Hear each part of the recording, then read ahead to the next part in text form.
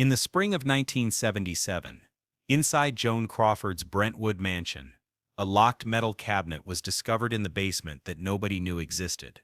Inside were 47 folders, each one bearing a name, each one concealing a secret. Photographs of Hollywood's brightest stars, private letters, even hospital records were stored in these files. Crawford wasn't just remembering them, she was controlling them. And one of those folders belonged to her own daughter, Christina. When Joan Crawford died in May 1977, the world believed it had lost a legend. The star of Mildred Pierce, the icon of whatever happened to Baby Jane, the queen of Hollywood's golden age. But just days after her death, when her will was revealed, everyone was stunned. Christina and Christopher Crawford were not mentioned in their mother's will at all. Crawford had written that she was leaving nothing to her adopted children because they knew very well why. That single sentence dominated headlines for weeks. People wondered what could have caused such a complete rejection. But the real reason wasn't in the will. It was hidden in those files. As Crawford's estate was being cleared, one of the housekeepers noticed the metal cabinet in the basement. It was locked. The key was found in a secret drawer in Joan's bedroom. When the contents were revealed, nobody was prepared for what they discovered. The first folder belonged to Bette Davis. Inside were Davis's private medical reports, prescriptions for medication she used, and detailed notes from secret phone conversations with studio executives. Crawford had been documenting her rival's every move for years. Which roles she wanted, which producers she worked with, even which nights she drank too much. During the 1962 filming of Whatever Happened to Baby Jane, the hostility between the two women had reached legendary proportions. But nobody knew that Crawford was secretly feeding information she gathered about Davis to studio executives. The tactics she used to prevent Davis from winning an Oscar were written out point by point in that folder. Davis never learned the truth, not until the files were exposed after Crawford's death. The second folder was even more disturbing. It contained notes about two of Crawford's 4 adopted children, Christina and Christopher. There were separate behavior reports kept for each of them. One entry read that Christina had looked at her the wrong way. The punishment listed was no food. Another noted that Christopher had failed to put away his toys properly. His punishment was 3 hours locked in a dark room. Crawford controlled her own children the same way she controlled studio actors. She punished them, recorded every mistake, added everything to their files. It was as if they weren't children but criminals under surveillance. In 1978, Christina Crawford published a book called Mommy Dearest. The book detailed the psychological and physical abuse her mother had inflicted on her children. Hollywood couldn't believe it. Joan Crawford's image as the perfect mother shattered overnight. But the truth was that Christina had never seen those files. If she had, she would have added many more pages to her book. Because Crawford wasn't just punishing, she was planning everything. Which child would fail, at which school, which friends they would be kept away from, even which roles they would never be allowed to play in the future. Crawford didn't love them. She managed them. The third folder contained an even darker secret. Alfred Steele was Crawford's last husband. He was the CEO of Pepsi-Cola and died suddenly from a heart attack in 1959. That was the official statement. But in Crawford's file, there were notes from the weeks before Steele's death, secret visits to his doctor, medications he was taking, and one sentence written in Joan's own hand. It read that Alfred was very tired and needed rest, but that he would not rest. When Steele died, Crawford was left with millions of dollars in inheritance and shares in Pepsi. No investigation was opened. Nobody suspected anything, not until that note was discovered. The fourth folder shed light on one of Hollywood's greatest rumors, Clark Gable. The man Crawford had been with in the 1930s. The two had starred together in Dancing Lady and Chained. Their on-screen chemistry had captivated everyone. But the real story was far more complicated than what appeared on screen. In Crawford's file were letters she had written to Gable, but never sent. Each one contained a different request, a different threat. In some, she tried to win him back. In others, she wrote that if he didn't return to her, she would destroy his career. In the late 1930s, Gable suddenly refused to work with Crawford. He gave no explanation. He simply told the studio he would never be on the same set with her again. Crawford waited for an opportunity for revenge. And years later, she secretly collected photographs documenting Gable's extramarital affairs. Those photographs were never published, because Gable knew what Crawford wanted: silence. And Gable remained silent. The fifth folder was perhaps the most surprising.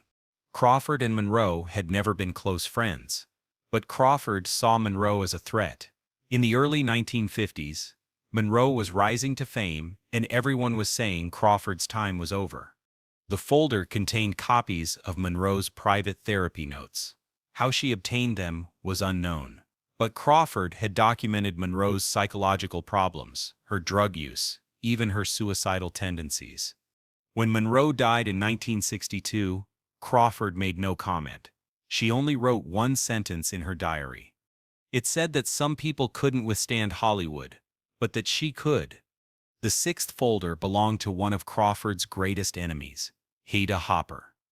Hollywood's most powerful gossip columnist, Hopper could end the career of dozens of stars with a single column. But Crawford had found a way to control Hopper. The folder contained documents about the secret homosexual relationships of Hopper's son.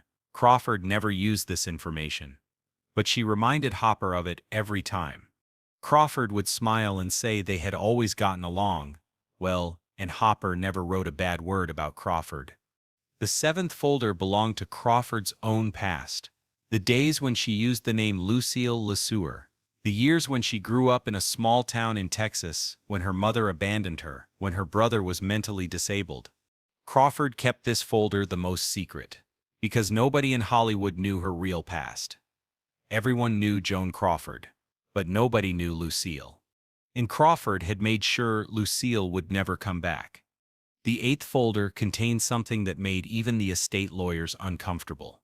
Louis C. Mayer, the head of MGM Studios, the man who had built Crawford's career and then tried to destroy it. Inside were contracts Crawford had signed in the 1920s and 1930s. Contracts that gave the studio complete control over her life, where she could go, who she could see, even who she could marry. But there was something else. Handwritten notes from Mayer himself, threatening to blacklist her if she didn't comply with certain demands. Crawford had kept every threat, every manipulation, every moment of control. She never forgot. And when Mayer died in 1957, Crawford attended his funeral with a smile on her face. Nobody understood why, but those who later saw the file knew exactly why. Because Crawford had outlasted him. She had survived, and his threats were now just pieces of paper in a locked drawer. The ninth folder was labeled simply with initials. John F. Kennedy had been one of Hollywood's frequent visitors in the 1950s and early 1960s. His affairs with actresses were an open secret among insiders, but Crawford had documentation. Photographs taken at private parties, hotel receipts, even a handwritten note from Kennedy himself. Crawford never intended to use these. She wasn't interested in politics, but she understood the value of leverage, and having something on a future president was the ultimate insurance policy. When Kennedy was assassinated in 1963, Crawford quietly burned most of the contents of this folder, but she kept one photograph. Just one. As a reminder of the power she once held. The 10th folder belonged to someone unexpected. Joan Crawford herself. Inside were medical records from 1950 documenting a secret surgery, hospital admission forms, under a false name, recovery notes written in her own hand, and a single photograph of a newborn baby. Crawford had given birth in secret, and given the child up for adoption immediately. Nobody in Hollywood ever knew. Not her husbands, not her adopted children, not even her closest friends. The baby was registered under a different mother's name and disappeared into the system. Years later, when Crawford adopted Christina and Christopher, she was praised for her generosity. The press called her a devoted mother. But the truth was buried in that folder. She had already been a mother once, and she had walked away. The 11th folder was the thinnest, but perhaps the most telling. It contained only newspaper clippings, reviews of her films from the 1940s and 1950s. But Crawford had annotated each one.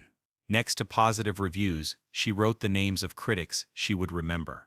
Next to negative reviews, she wrote threats. One critic who had called her performance wooden in a 1947 film found himself unable to get press credentials for any MGM event for the next decade. Another who praised her rival Katharine Hepburn received anonymous letters threatening to expose his personal life.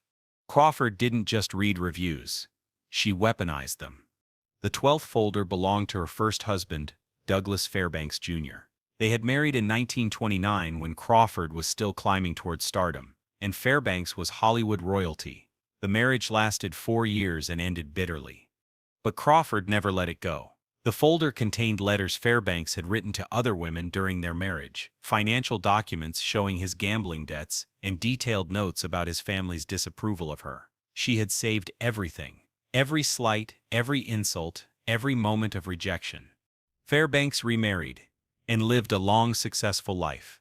He rarely spoke of Crawford in public, but those who knew him said he never quite understood why doors kept closing on certain opportunities, why certain investors backed out, why certain roles went to other actors. Crawford knew why, because she had made sure of it. The 13th folder was labeled Pepsi. After Alfred Steele's death, Crawford had become a board member and public face of Pepsi-Cola. She threw herself into the role, traveling the world, attending events, promoting the brand. To the public, she was a grieving widow honoring her husband's legacy. But the folder told a different story. It contained financial records showing how Crawford had systematically taken control of Steele's shares before his death. Legal documents signed while he was in the hospital. Board meeting minutes where she had outmaneuvered other executives. She hadn't just inherited power, she had seized it. When the board eventually forced her out in 1973, Crawford was furious. But by then she had already extracted everything she needed: money, prestige, and 4 years of absolute control. The 14th folder was perhaps the most heartbreaking. It belonged to her twins, Kathy and Cindy, the daughters she had adopted in 1947. Unlike Christina and Christopher, the twins had stayed quiet after Crawford's death. They defended their mother publicly and said the abuse allegations were exaggerated.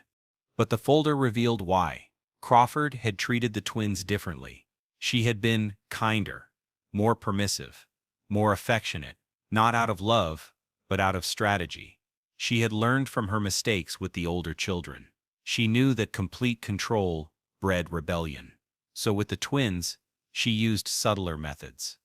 The folder contained report cards where Crawford had circled every grade below an A, birthday party guest lists where she had crossed out names of children she disapproved of, letters she had written to the twins' teachers, instructing them on how to discipline her daughters. She was still controlling them, still managing every aspect of their lives. She had just learned to hide it better. And it worked. The twins never wrote books, never gave damaging interviews, never betrayed their mother's memory. They had been perfectly conditioned. The 15th folder was labeled Future. Inside were blank pages with dates written at the top. Dates in 1978, 1979, 1980. Crawford had been planning ahead, preparing files for people who might wrong her, roles she might lose, battles she might need to fight. But she died in May 1977. The pages remained empty. For the first time in decades, Joan Crawford had lost control. The discovery of these files sent shockwaves through Hollywood. Some of the people named were still alive. Lawsuits were threatened. Estates demanded the files be sealed. Journalists fought for access. The legal battles lasted for years. Eventually, most of the files were destroyed by court order. Only a few items were preserved in private collections and university archives. The full contents have never been completely revealed. But those who saw them all agreed on one thing. Joan Crawford hadn't just been a star, she had been a collector of secrets, a keeper of leverage, a woman who understood that in Hollywood, information was the ultimate power. She had controlled her image, controlled her children, controlled her rivals, and controlled her legacy. Even after death, she had tried to control the narrative. The will that disinherited Christina and Christopher wasn't an act of anger. It was calculated. She knew exactly what it would do. She knew Christina would write a book. She knew the scandal would keep her name in the headlines. Joan Crawford had spent her entire life performing, and her final performance was her death itself. The locked cabinet in the basement wasn't just a storage space, it was a monument, a testament to a woman who had clawed her way from poverty to stardom and then held on to that stardom with an iron grip, who had loved no one but controlled everyone, who had trusted nothing but paper and ink. The files were her insurance, her weapons, and her legacy. They proved she had won. She had survived. She had outlasted them all. And even now, decades later, when people speak of Joan Crawford, they don't just remember her films, they remember the files, the secrets she kept, the power she wielded, the control she never surrendered. Because in Hollywood's golden age, talent could make you a star, but secrets could make you a legend. And Joan Crawford had both